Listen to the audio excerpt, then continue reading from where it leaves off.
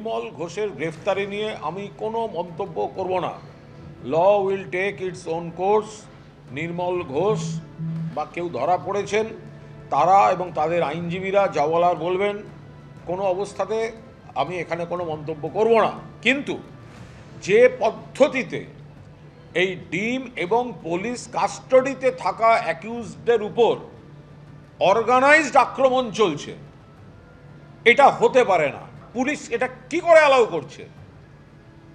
যাকে অ্যারেস্ট করা হয়েছে তিনি কিন্তু এখনো প্রমাণিত কোনো দোষী নন, যে ব্যক্তি হতে পারে, তাকে পুলিশ কাস্টডিতে আছে। পুলিশ তো পোজ দিয়ে ছবি ডিম মারার ব্যবস্থা করে দিচ্ছে, সামনেটা সরিয়ে দিচ্ছে। ওই মানে সরকারি প্রেমিসেসের মধ্যে লোক ঢুকে দাঁড়িয়ে ডিম মারছে, পুলিশের গায়েও ডিম লাগছে। এটা কোন কালচার হচ্ছে? কিভাবে নির্মল ঘোষের খোঁজ পেল পুলিশ? গাড়ি সূত্র ধরেই খোঁজ মিলল পানিহাটির প্রাক্তন বিধায়ক নির্মল ঘোষের। নির্মল ঘোষের খোঁজে তদন্তে নেমে প্রাক্তন বিধায়কের ব্যবহৃত একটি গাড়ির খোঁজ পান গোয়েন্দারা।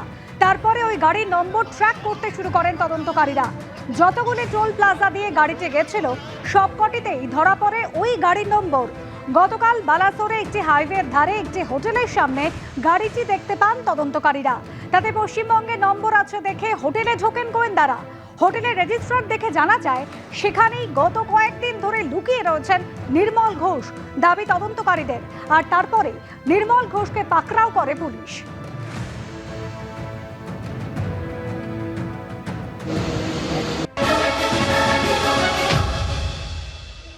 গত রবিবার মুখ্যমন্ত্রী বলে যাবার পর ব্যারাকপুর কমিশনারেটকে যে শ্মশানেটি কি ঘটেছিল সেটা জানা প্রয়োজন এবং এই তিনজনের ভূমিকা, সেই ভূমিকাও কিন্তু তিনি দায়িত্ব দিয়েছিলেন ব্যারাকপুর কমিশনারেটকে খুঁজে বের করার। এবং আমরা দেখলাম যে গত সোমবার দিনকে, তার ঠিক পরদিনকেই অভয়ের পরিবারের তরফে কমপ্লেন করা হলো এবং তারপর থেকে নির্মল ঘোষ কিন্তু একেবারে বেপাত্তা ছিলেন। গতকাল তাকে সুদূর উড়িষ্যা থেকে, বালেশ্বর থেকে তাকে গ্রেফতার করা হয় একটি গাড়ি সূত্র ধরে। এই মুহূর্তে খর্দা থানাতে আমরা রয়েছি।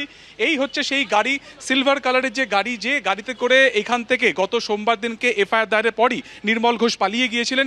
এই যে ফরচুনার ইনোভা WB06L8637 এই গাড়িতেই কিন্তু পালিয়ে গিয়েছিলেন নির্মল ঘোষ।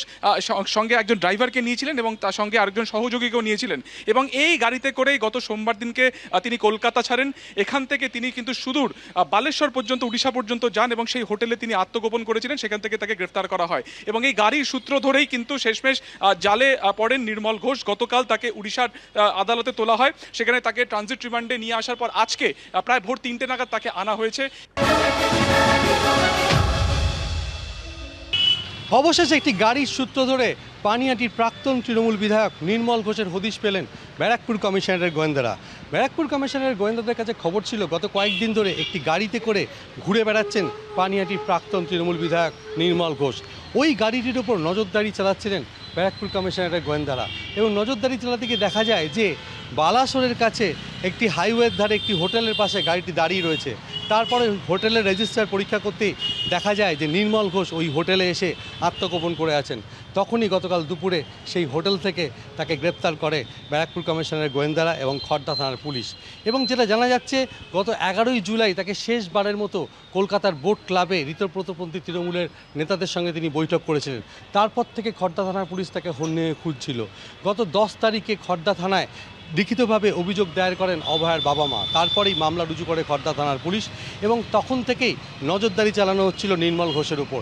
এই নির্মল ঘোষ গত কয়েক সপ্তাহে ভারতবর্ষের বিভিন্ন প্রান্ত, এমনকি দিল্লি পর্যন্ত ঘুরে বেরিয়েছেন এবং সেই গাড়িটি গত কয়েকদিন ধরে তিনি ব্যবহার করছিলেন।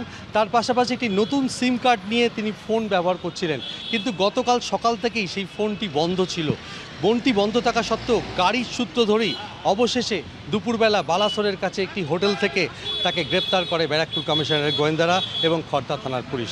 ক্যামেরায় তরুণ বিশ্বাসের সঙ্গে সমীরণ পাল, এবিপি আনন্দ, উত্তর 24 পরগনা।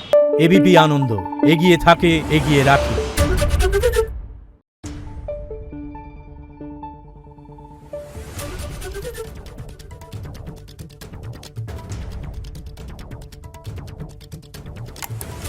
Thank you.